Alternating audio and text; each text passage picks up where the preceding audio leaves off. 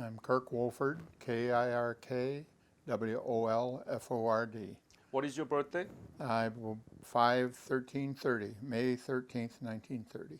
So you born 1 year after the Great Depression. Yes. Must have been very hard for you. I was lucky my father had a job all during the Depression, so Throughout the whole?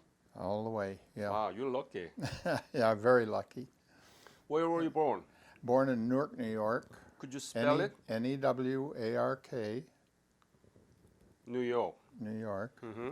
Which is close to Syracuse? It's about halfway between Syracuse and Rochester. And it's a small town, but that's where I was born. My grandmother and grandfather lived there. I'm born in their home. So nice to meet you here in San Diego. Thank you. We are Central New Yorkers. Yes. And you've been married to your wife for how many years? 65 years this year. Wow. I know. We're kind of dinosaurs. There aren't very many that are married that long anymore.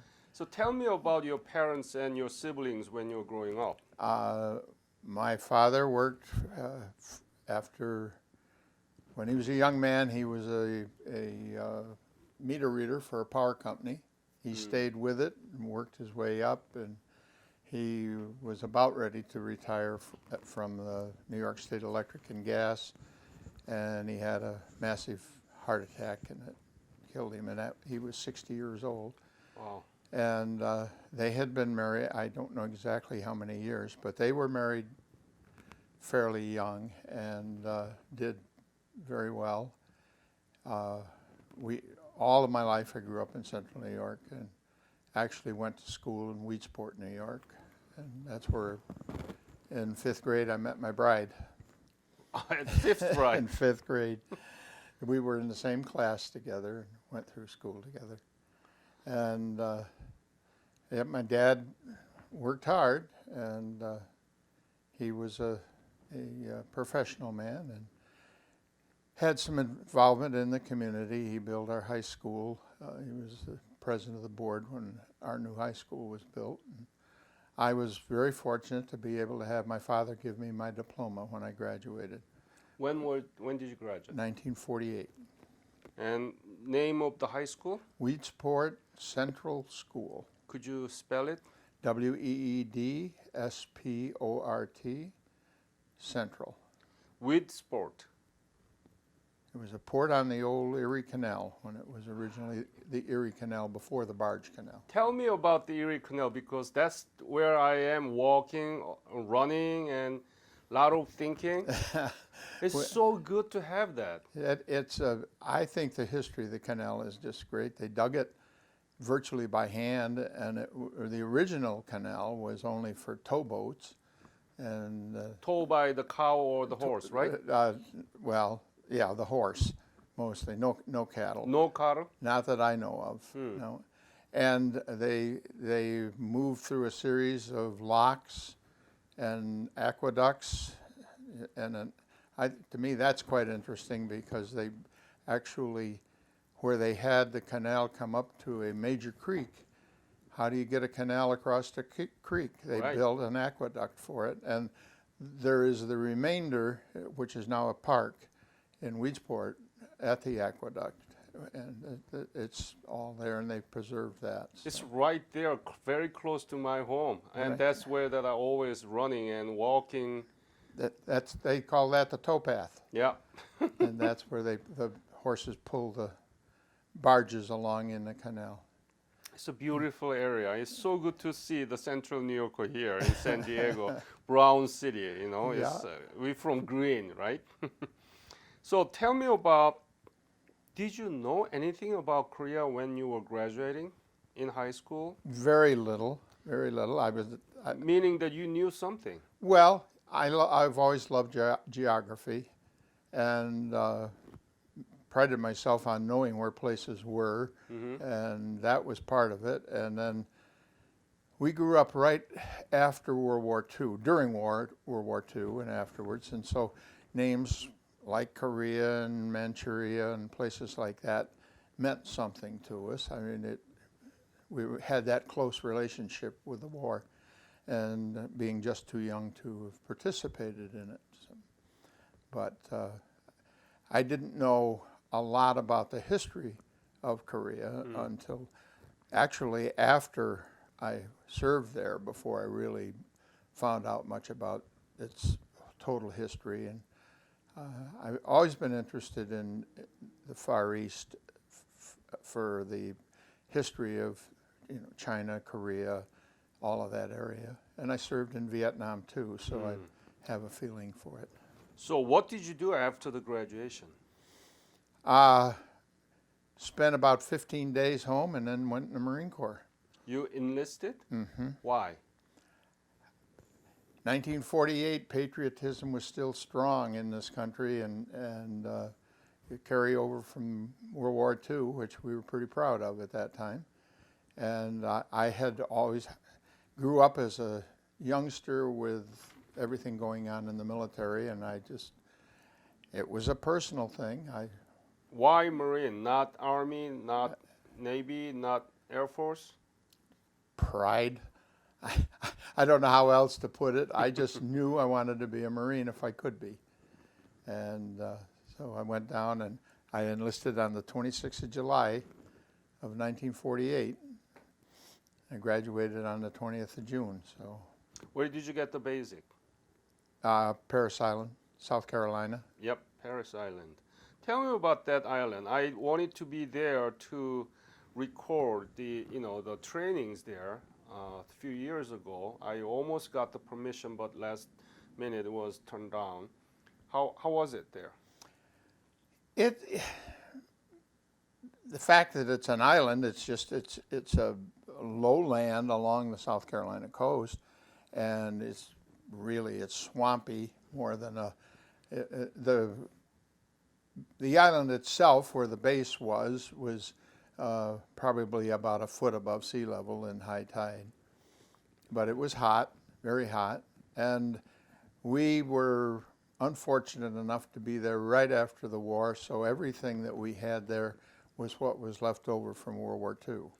And the barracks is pretty well defy description, because they were slabbed up, and you could throw anything through the wall, and there were cracks in it. And when the wind blew, the sand came in, and we became very good friends with sand. Scrubbed the barracks with it. So what was your specialty around the time that you finished it? When I first went in, I went to electronics school. I didn't like it, and was able to work my way out, and I went into supply and logistics, and that was my career for the next 19 years. Mm-hmm. So then, where did you go? I stayed right there at Camp Lejeune until the war heated up, and we literally drained Camp Lejeune. They put us all in units, or they didn't put us in units then. They assigned us to a unit in Camp Pendleton and put us on trains and came out here. And we spent a couple of months in Camp Pendleton putting the unit together. And that was in June of 1950. Mm-hmm. And after about a month and a half or 2 months, at Camp Lejeune, or at Camp Pendleton, we loaded out right out of here and on ship and went to Korea. So did you learn the breakout of the Korean War in Camp Pendleton? Yes, yeah. What was your reaction? Well, I was pretty excited, because we knew that that's why we had come across the country, was to get the 1st Marine Division up to strength. It was very, very low on people at that time. And they didn't have 3 regiments, which is what they should have had. So they brought people from Camp Lejeune, and they also pulled a lot of reservists in. We were the first unit, I think, to have a lot of reserves. The 5th and 1st Marines had already left for Korea. and they built the 7th Marines here, and it was, I don't know the percentages, but I know that we were quite heavily supplied with reservists. So what was your unit? I was in H&S Company of the 1st Battalion, 7th Marines. 7th Marine Regiment. Regiment. Yeah. Yeah. So you were in Udamni? I was in Udamni, but I ended up, our battalion was in Coterie, which was all the way up. Do you know Richard Carey? He's the general. He was in Coterie. Carey? He was just a soldier, foot soldier there at Coterie. Richard Carey. No. No? Okay. Anyway, were you not afraid going to Korea for the war? I've thought about this a lot, and to put it in perspective, I was a young 20-year-old Marine. The Marine Corps excited me, everything about it excited me, and I came from cold weather in upstate New York, and I just, in retrospect, it just seems that at least my own attitude, and I think the attitude of a lot of my friends, is that this is going to be quite an experience that we're going into when we left here to go to Korea. And we didn't realize the seriousness of it, I'm sure. We were lowly PFCs. We weren't part of the high command or anything like that. But I've always kind of felt that in spite of knowing what I know now about all of the atrocities and everything that happened there, I think that at that time it was an adventure for a 20-year-old, and that's the way we looked at it. You're talking about putting all these things into perspective. Now, you knew not much about Korea. When you left Korea, I don't think you had really positive hope about the future of Korea, right? We didn't get a lot of input. I mean, the day-to-day, we had very little contact day-to-day with the Korean population. When we landed at Incheon, for a while we did, because we went into Seoul, and there were a lot of displaced Koreans at that time. We had a chance to interface with them somewhat. But once we got up to North Korea, it all changed. It was Right. It was. Have you been back to Korea? No, I haven't. You know what happened, Korean economy, Korean democracy, Korean society contemporarily? I knew that after the end of the conflict, that South Korea became quite a strong democratic type government, and certainly history has shown that they've done quite well as far as their productivity and everything else. It seems to me that it's a growing country, very strong growing country. Isn't that wonderful that the small country you didn't know, you fought for it, it was completely destroyed but came out of beautifully after the war? I think so. I mean, I would like to have been able to go back. It just didn't work, wasn't in the cards for me to do it. But my vision of Seoul was total destruction. We were in there right after the Incheon landing, and Seoul was just literally destroyed. There was nothing there. I mean, it was virtually flat, with a battleship off the coast thrown. That was my first experience in in combat, was sitting up on a hill outside of Kimpu and having see the flash at night of the Missouri firing, hearing this freight train go overhead, and then seeing the explosion in Seoul. That's the image I had of it going on. So how do you put all these things into perspective? The country you never know, went there, you went through all these difficult times. Now this Korea, What do you think? Why did it happen? What do you think it happened? And how do you put it into a perspective? Well, I never really thought of it in that term, but I have always felt that the Korean people have been so obviously thankful for everything that went on there, and with our help, I guess, Yep. it's turned into a very strong nation in the nations of the world right now. As far as the division is concerned, I don't know when or if that'll ever be resolved, but it seems a shame that it isn't. And but I've always been amazed at it. And you're not the first that's asked me about thoughts about Korea. It's been 60 years, and I remember a lot about it because it was just so indelibly impressed on me. Mm-hmm. So let's go back to the point where that you were headed to Korea. When did you leave United States to Korea? I don't know the exact date. I'm going to approximate probably around the 10th or 12th of June, somewhere around there. June? July? Must be When was- July. The war broke out June 25th.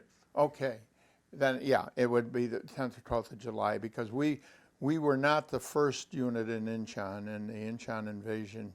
We were part of it, but we were the reserve unit at that time. So you left from where? Pendleton? Well, actually boarded ship right here in San Diego. But yes, I was at Camp Pendleton. Okay. And then you went to Japan?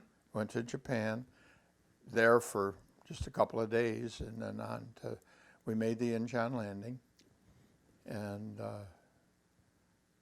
went to Seoul, got as far as Uijeonbu, and then that's when we turned around and went back out and boarded Japanese LSTs that we'd given them and went around and went into Wonsan? Hamhung. Hamhung. So tell me about the Incheon that you first saw in your life. How was it? I mean, the people, the scenes, the buildings, how was it? There wasn't much there because it had been attacked too, and the only people we saw were the people that were trying to get back in after the landing. A lot of them that had been one way or another forced up north, they were coming back, and one of our first jobs as they came down the railroad was to make sure that they weren't carrying weapons and anything like that, that they were really people. We had no language input with them, but we didn't have any problems. They were farmers and people who lived in South Korea coming back. And the harbor is an experience that I'll never forget because it's such a huge flood tide. Quite impressive. What about Seoul? Like I said, Seoul, when we got there, I cannot bring up an image of Seoul that showed a building 1 story high. Everything, when we went through, we were only there a short time because there was virtually no fighting left. They had literally driven the North Koreans out of Seoul by the time we got there. And then you came back to Incheon and went to Hamhung. Right. Did you know why you are leaving for Hamhung? We didn't have any official word, but we knew that it was going to be an invasion of North Korea. That was a given for us all. So you will still belong to 1st Battalion of 7th Regiment. That's right. And you still supply and logistics. Yes. So when you arrived in Hamhung, when was it? Do you remember? Well, it was before. Again, I've never. Approximately, let's say the 10th or 15th of November. Mm-hmm. because we were,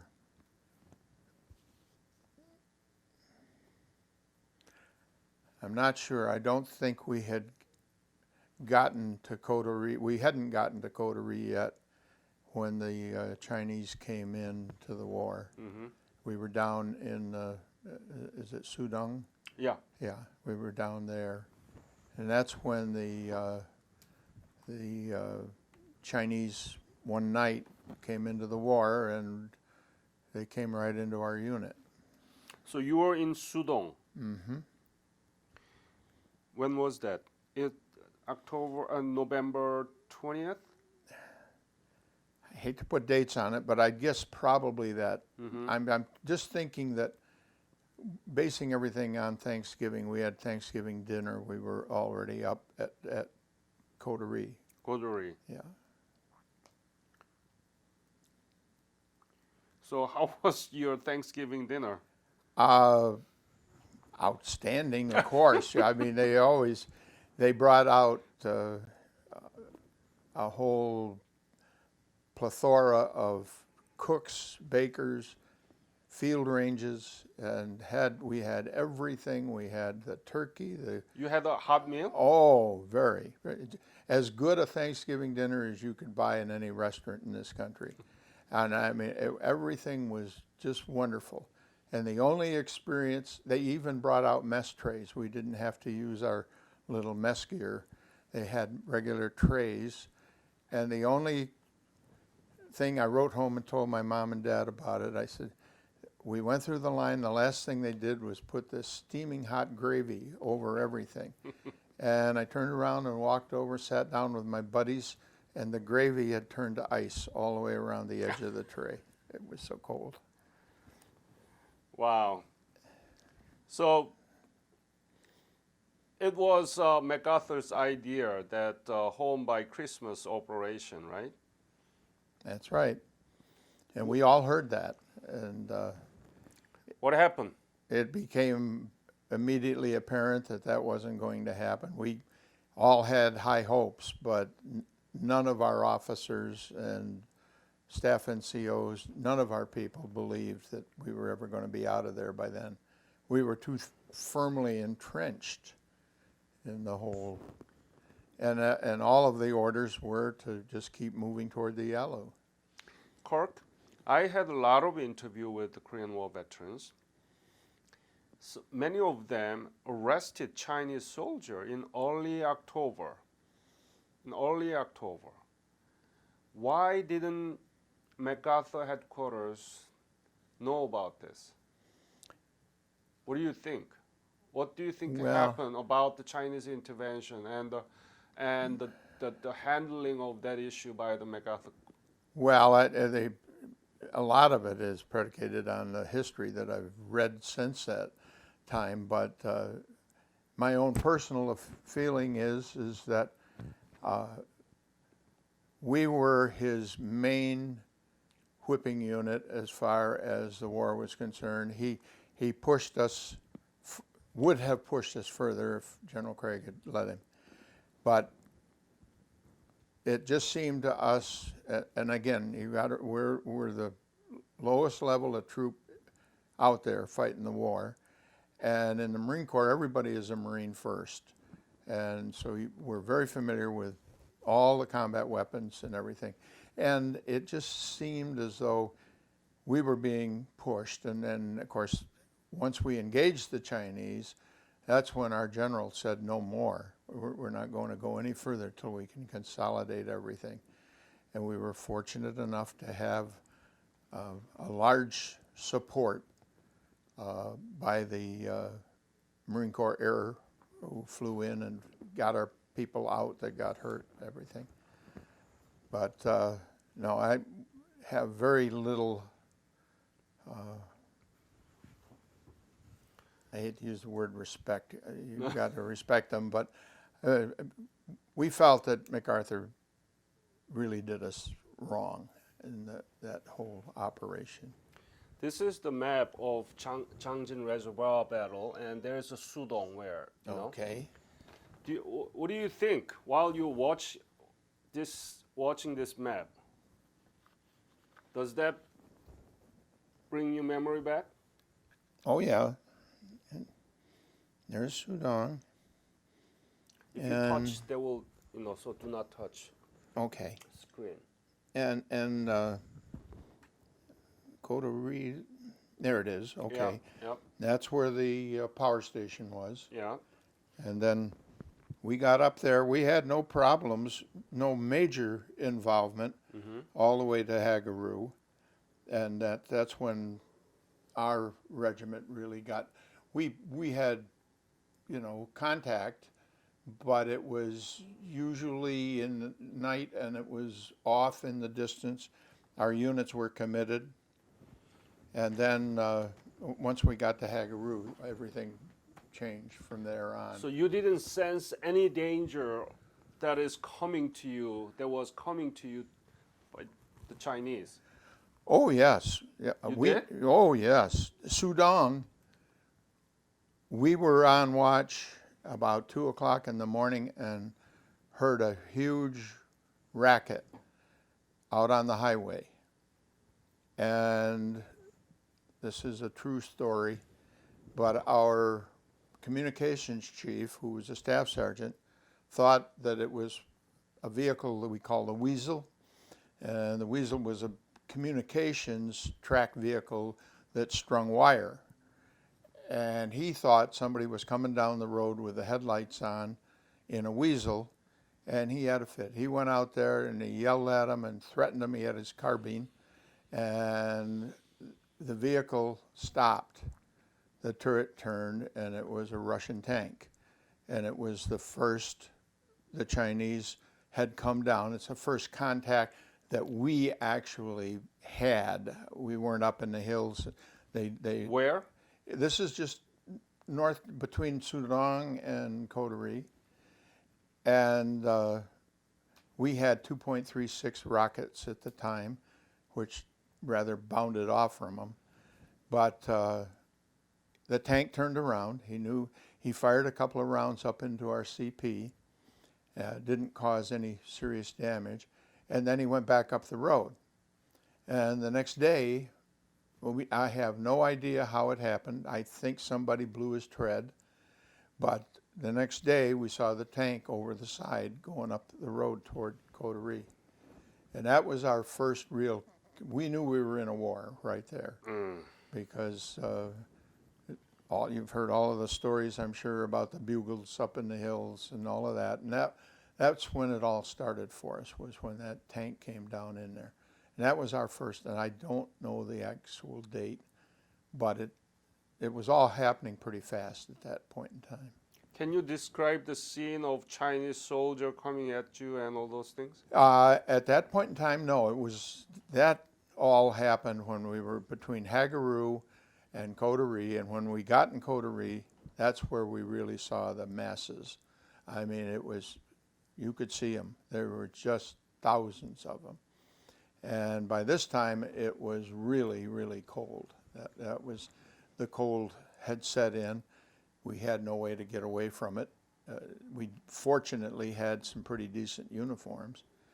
But nobody in our unit, if you weren't raised in cold weather, had any idea what cold really was. And we had no indoctrination, and we didn't know anything about it when we left here as far as training was concerned. But we found out about it, and we had a lot of young men in our unit were severely injured with the frostbite and being frozen, actually. And but then we saw the enemy, and the enemy was worse, far, far worse off than we were. What were you thinking in the middle of exchanges? And We learned rather rapidly that that's when the withdrawal was ordered. And when our unit left Coterie, by that time there were no clerks and supply people left. We were all infantry. And a good friend of mine who is going to be here tonight, he and I were in a machine gun unit. And we came out of Coterie over the hills with our unit and all of the wounded. We carried the wounded out. We were away from the road. We were up in the hills. And our battalion commander was later General Ray Davis, and he got the Congressional Medal of Honor for bringing us out. And if there was anything that I can personally attest to, it was him, because we were part of the headquarters security, and he was in the hills all the time with us. And we knew then that we were fighting for our lives to get out of there. And the Chinese were just everywhere. They were just out of range. Mortars were the weapon of the day as long as we had mortar shells. But until they came close, we couldn't do much. But by the time we started out of Coterie, they were around us. I wouldn't say we were surrounded, but they were around us. They were everywhere. Were you in Udamni too? Yeah. So you came Godri and then Hagal Uri. Erase what I just said as far as I used the term Coterie, and that wasn't Coterie. That was Udamni. Udamni, right? Yeah. Correct me on that one. Because our battalion went all the way to Coterie, and we dug in up there. No, Udamni. Okay. Excuse me. Yeah, right. Udamni, and that's where we dug in, and the whole 7th Regiment was up there, and we were spread.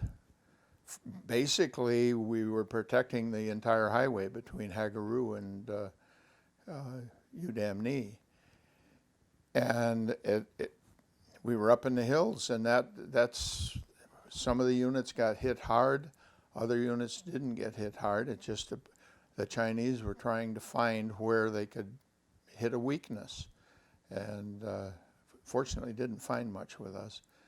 But our one unit in the 2nd Battalion was surrounded halfway between the two, and it's all well documented. That's where we went over the mountain with everybody, with the wounded and everything, and came down into where Fox Company was surrounded, and that was on the highway. So after that wonderful Thanksgiving dinner, you had to deal with this massive Chinese intervention. Yes. You told me that you were not afraid of anything. You were almost ready for this sort of expedition.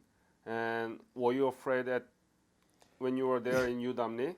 Well, did you regret? You don't build up fear. It happens very rapidly, and for me, it happened when a couple of friends got hit, and I realized that could be me. I was very fortunate that it wasn't me, but when you see carnage, especially with your friends, then you know that it's serious and it's dangerous. And that's when the fear thing set in, yeah. Describe the coldness that you experienced. The what? The coldness. Oh. How do you want to describe it? You have been in Syracuse, and you know how cold it can get there. And as a youngster, I ran a trap line in the middle of the winter to get money by catching furs. And so I had an experience with cold, but 0 was about it in upstate New York, occasionally, but not very often. And we knew that we kept hearing, well, it's 15 below, it's 20 below. None of us had any way to really know how cold it was. But we believed everything they said. And when we were on the move, there was 24 straight in a row. There was no place to get away from it. And you did whatever you could, but just mainly keep moving so that you didn't freeze. So you didn't sleep? Oh, you doze. whenever the unit stopped, but the unit was marching. Our 1st Battalion we were coming out, fighting our way out, and our responsible area was the hills, the mountains above the road going into Udamne. And so we were up in the hills, and from time to time the word would come back, take 20, take 30, and we'd stop, but you didn't dare just lay down because it'd be the worst thing in the world with a cold. So we kept moving, and we were, again, I mentioned this bit about the reservists, but in our machine gun unit, we had 2 American Samoans and a Hawaiian that were, the 3 of them, their original job was cooking. They were our main cooks.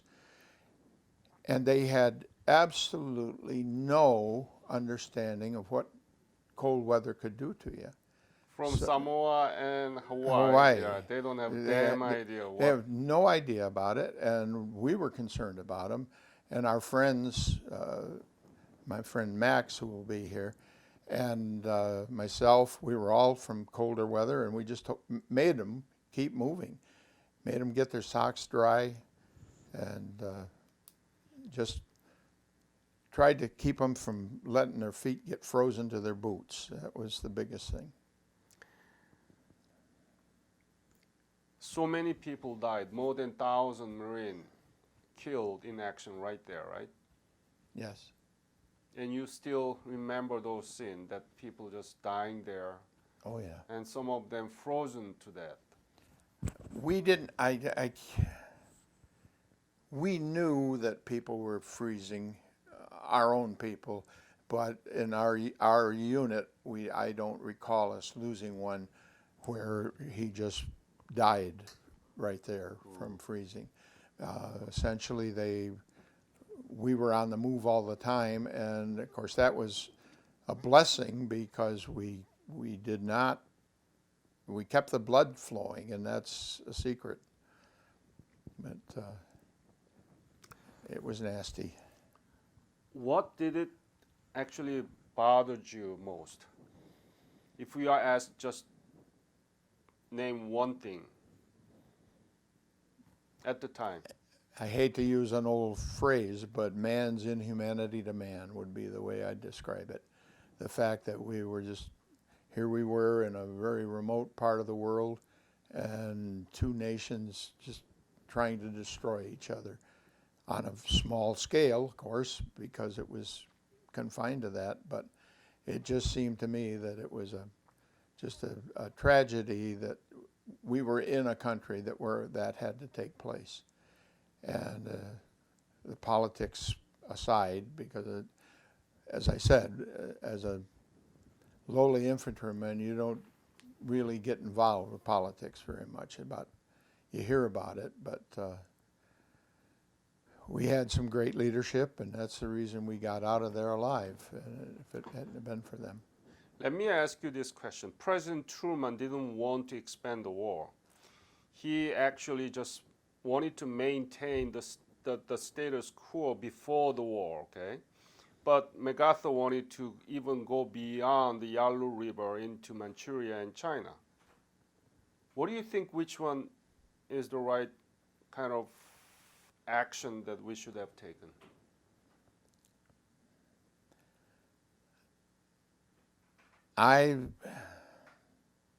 Looking back and trying to put it in perspective of the time, we were so disillusioned with everything that MacArthur was doing, and I think that after the promise to be home by Christmas was failed, I think we just felt that we'd have been better the other way. I'm not saying that there wasn't some. I think there was some common ground between the 2 decisions. I'm not sure Truman's was right either, but we would talk about it, and I wish I had recorded the conversations then, because we had very strong opinions of MacArthur. But I think that a lot of what he knew was ignored, and that's why we got into the trouble we did up there. That's personal feeling. I think that he knew his intelligence people knew that the Chinese were there, and had a good feel for the strength, but that word never got disseminated. Yeah, that's awful thing actually. You know, It is. it could have been avoided. So many casualties. Yeah. Yeah.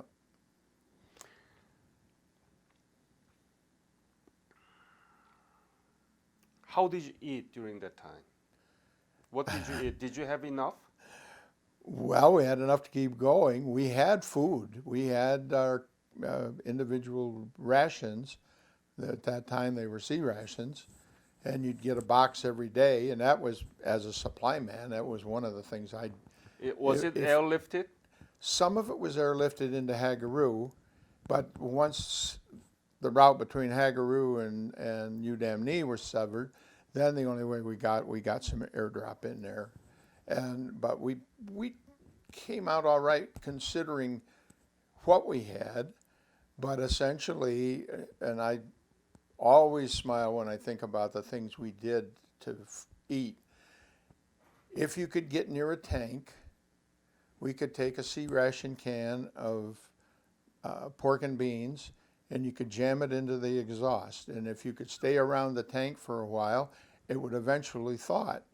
The worst thing you'd ever do is put it on a fire, because if you didn't open it, it would blow up. And the chocolate bars were the best thing, because even frozen chocolate is still, chocolate. You can chew it. And the crackers and the fruit, of course, the fruit was like eating ice cream. It was, you could cut the top off, push it out, and just sit there and eat it. But we got nutrition that way, and it was enough for the period of time that we had to do it, Amazing. several days. But the tank thing was the best one, but unfortunately, we didn't get to where the tanks were very often. Tell me about the Tootsie Roll. Well, they were part of, there was a separate, every unit, my other friend that is here, he was what we call special services, and handled all of the recreational stuff. And we got Tootsie Rolls and Charms and some other candies, and they were good, because there was the one thing that you didn't have to worry about them freezing. You could eat them, and they came in through special services, and they were distributed right down to the troops. So just about every troop that wanted candy could get candy, and when you can't eat anything else, candy's pretty good.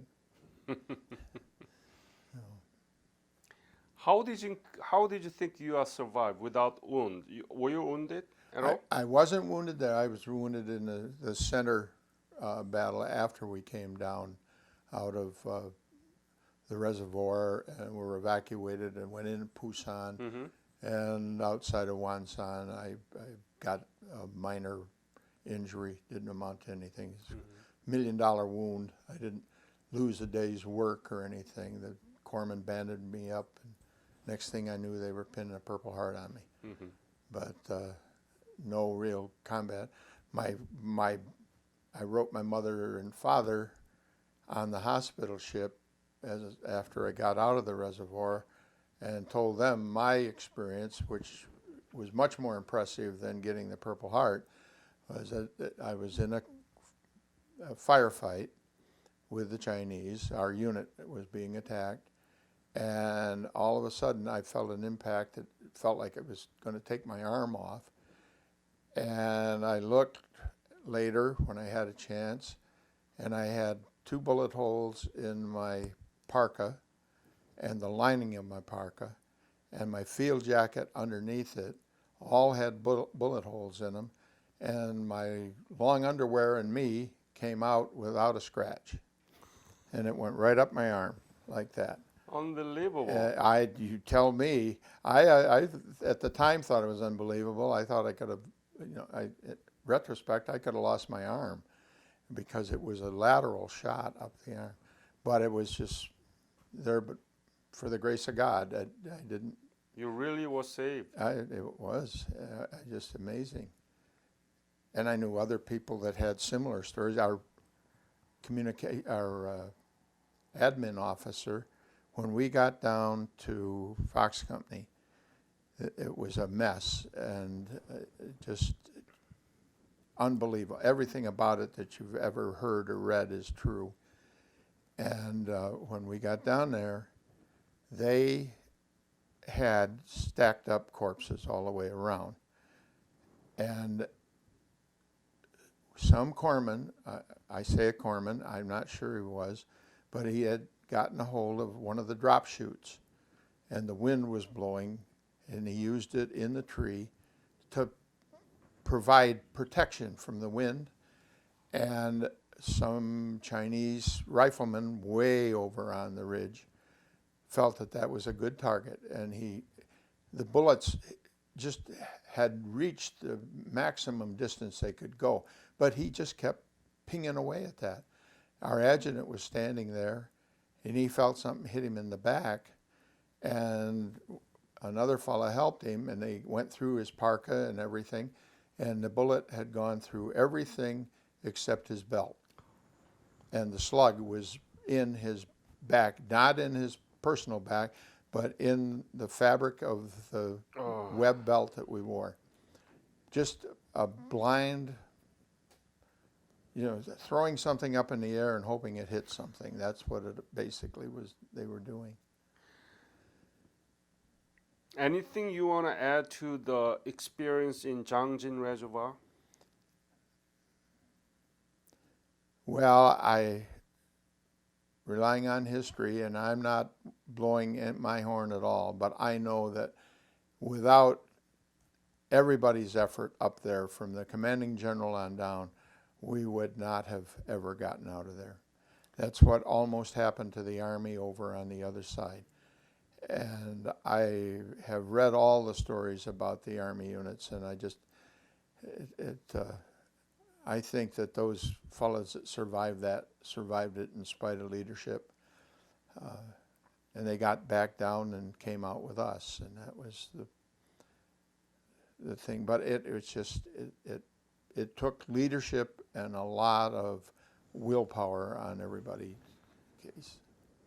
What do you think this Jangjin Reservoir contributed to the Korean War overall in general?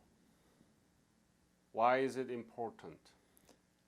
Well, it was, at the time we didn't realize it, but it was the major focus point, the major battle in Korea. And I think at that time, I'm sure that everybody thought, that, well, the Chinese have won, they're going to drive us out, and which, of course, didn't happen. But which could have changed the whole course of the... Exactly. It would have, if they had gotten back down, if the North Koreans and the Chinese had gotten back down into South Korea the way they were at the Pusan perimeter, it could have just totally destroyed South Korea. I have one little other anecdote I'd like to give you. Yeah, please. 20 years later, my wife and I have been out in the Far East quite a bit. I was stationed in Indonesia, and I have a love affair going with that whole region. And What do you mean by that? Well, I love the people and the countries, all of them. I find a fascination with that whole area. It goes back to when I joined the Marine Corps, because my group of Marines were the last group to go into China before the communists took over there. But anyway, I was in Hong Kong with my wife, and we were in Kowloon, and I'll probably say it wrong, but it was Sim Sat Sui, which is a huge shopping complex. And at that time, I was interested in stamps, and there was a little stamp place right in the middle.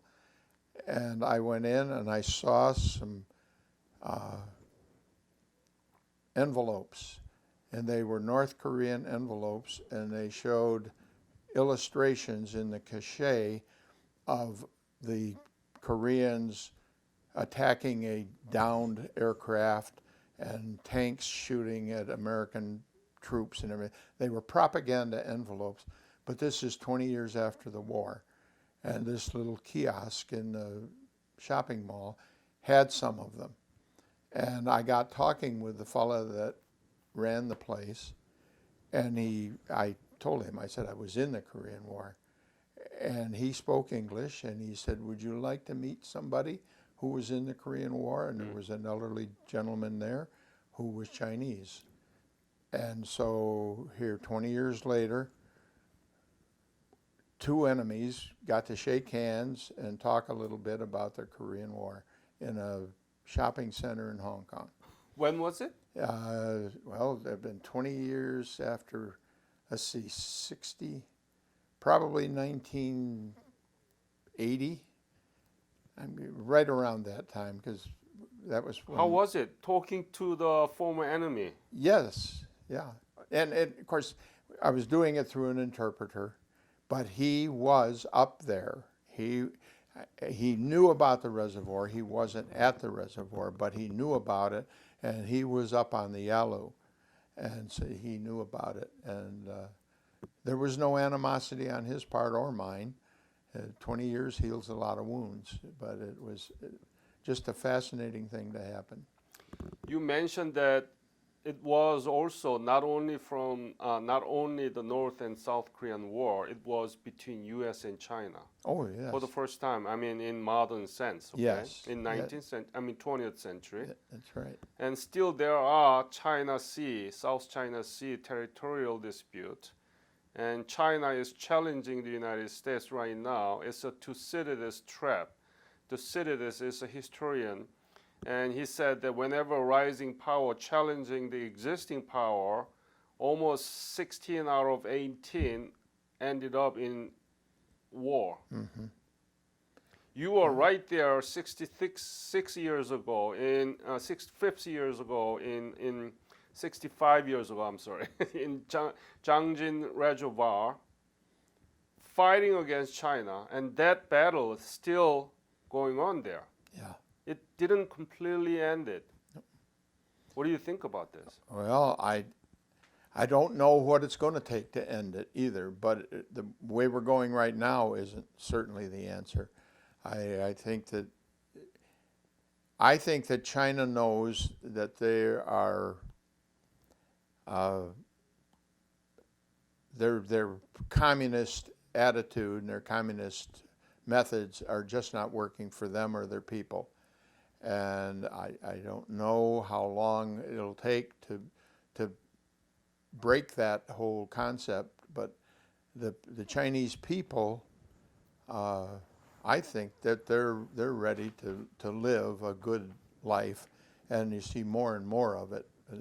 We've been into China too, and went there in the 1990s, and you could see it everywhere. You could see capitalism working Absolutely. in China. Yeah. And but of course it works on a much lower and more personal level, with the exception of the building in Shanghai, which I've seen pictures, and I was there 20-some years ago, and it was half that size, and it's just... When did you leave Korea? I left in the very end of August. 1951. 1951. I would say that I was on a ship out of there probably about the 20th of August. Went to Japan, and then right back here to San Diego. What were you thinking when you were leaving? Glad to be going home. Thank God. I knew I was headed home to my wife, or at that time my fiance. And when we landed here in San Diego, when the ship finally got in here, I picked up the phone and called her. I said, they tell me I'll be here 3 days. Can you get the wedding going by 5 or 6 days? And she said yes, and we got married on the 8th of September. Wow.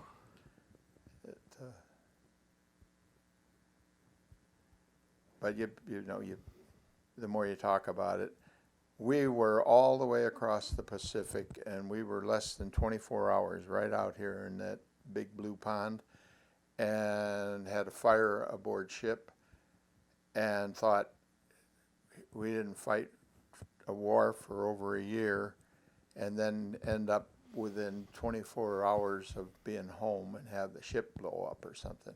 Turned out it was a galley fire, but the ship laid right out there in the water. It didn't run, and they had another ship come along and give them a hand, and we got back in here. But what would you say to a education leader about the current history textbook coverage on the Korean War? I'm not a good person to talk to about this. I think that what we have done in our educational system in the United States, as far as history in general is concerned, is atrocious. And You using atrocious. yes, it's just a terrible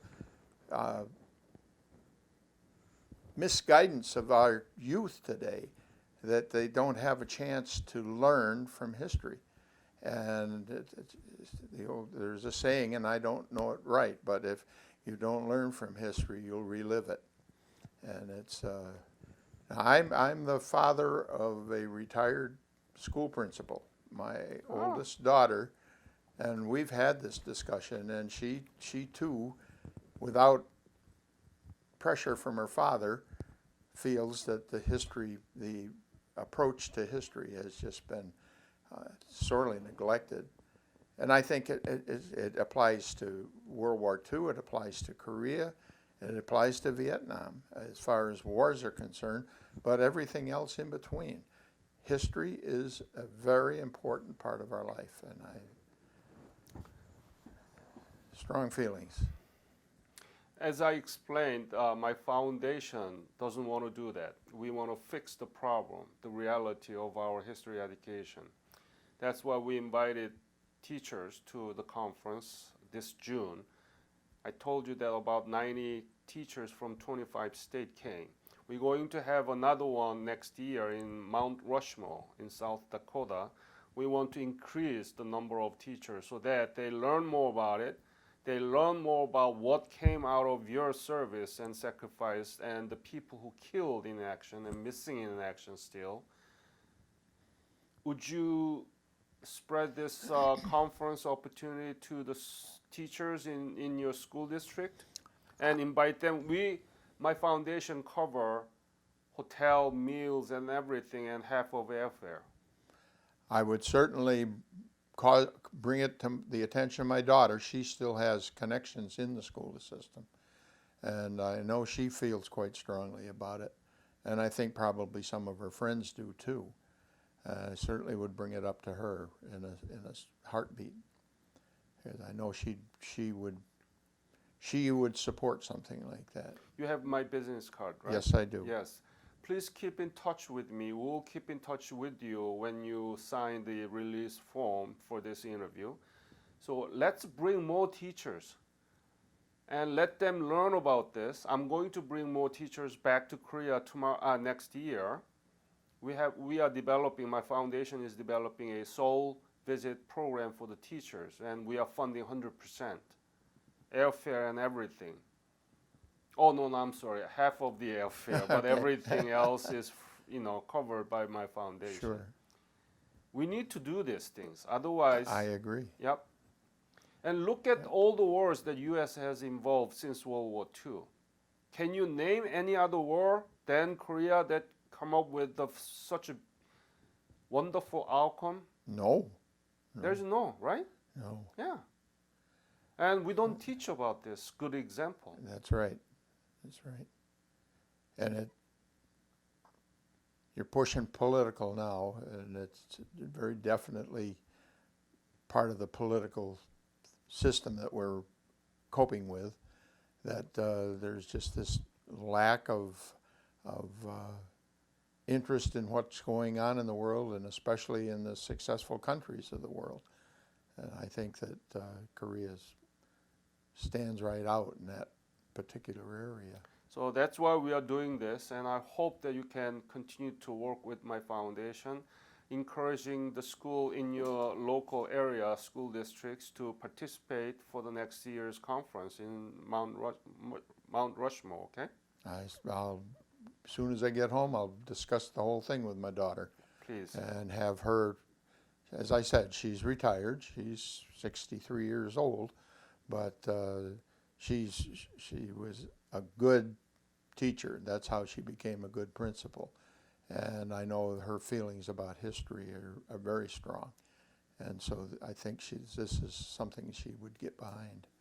Do you want to go back to Korea and see what's been done in Seoul? I'd love to, yeah, I would, except that it's pretty hard for my wife to travel now, and that's the whole thing. I would go in a minute, but I know she wouldn't want. She'd want to go with me and have a chance to see. But I wouldn't go without her. I understand that. You are endangered species. That's right. Any other message that you want to leave to this interview? I want to release you now. It's 6 o'clock. Your wife is waiting for you now. Yes, she is. Yeah, so anything that you want to say? And I think we've pretty well discussed it all. Okay. Yeah. Yep. I'm glad to have had the opportunity. I want to thank you for your fight. And many of UN forces, mostly as American soldiers, gave us an opportunity to rebuild our nation. We are 11th largest economy in the world, 7th largest trading partner to the United States. We have done so much things together. It's a good case to exemplify and teach our young generation. That's why we are doing this, and thank you for your story. You're welcome. Thank you, sir.